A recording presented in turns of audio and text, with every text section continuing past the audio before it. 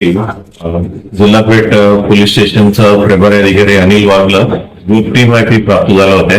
एका व्यक्ती आहे त्यांच्याकडनं एक इलिगल वेपन गावठी कट्टा आहे म्हणून माहिती प्राप्त झाल्या होत्या.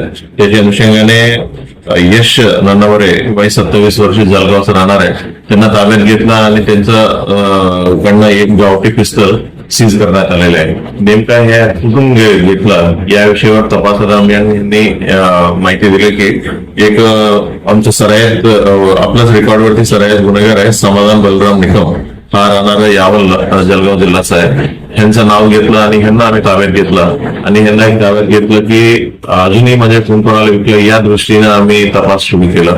या दृष्टीने तपास सुरू केल्यानंतर अजूनही 5 लोकांचं नाव त्यांनी दिलेलं आहे. ते 5 लोकांचं नाव आहे केशव बालेराव यांच्याकडनं एक गावठी पिस्तल आम्ही जप्ती केलेलं आहे आणि दुसरा माणूस आहे गौरव सालवे पिंपराला ह्याच्याकडनं एक गावठी पिस्तल आणि 3 जिवंत काडतूस आम्ही जप्ती केलेला आहे. तिसरा आहे विकास काकडे यांच्याकडनं 2 गावठी पिस्तल आणि 2 जिवंत काडतूस. जगदीश महाजन यांच्याकडनं 2 गावठी पिस्तल आणि नेक्स्ट आहे कैलाश राजेंद्र बाली यांच्याकडनं 1 गावठी पिस्तल आणि 5 जिवंत काडतूस असं आम्ही जप्त केलेलं आहे.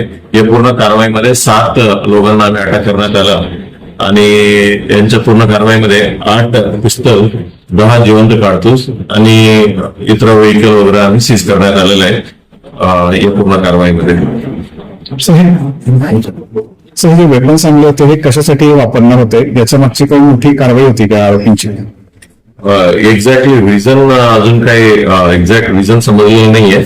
म्हणजे ह्याच्यापैकी जे 3 लोक आहेत 3 लोकांच्या विरुद्ध जुने गुन्हे आहेत आणि फक्त एकांचं दिसते की म्हणजे याच्या मारामारीमध्ये ग्रुप्समध्ये मारामारीमध्ये एकांचं निष्पन्न होत आहे.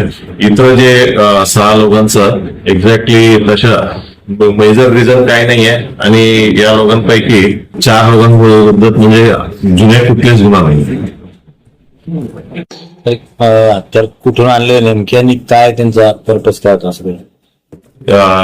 ह्या लोकांनी म्हणजे इन्फॉर्मेशन असं मिळते की काही बदवानी डिस्ट्रिक्ट मधून आणि काही मध्य प्रदेश इतर काही जिल्हा मधून त्यांनी आणलेलं असं तपासात त्यांनी सांगण्यात आलेलं आहे. या विषयावर आमची तपास चालू आहे.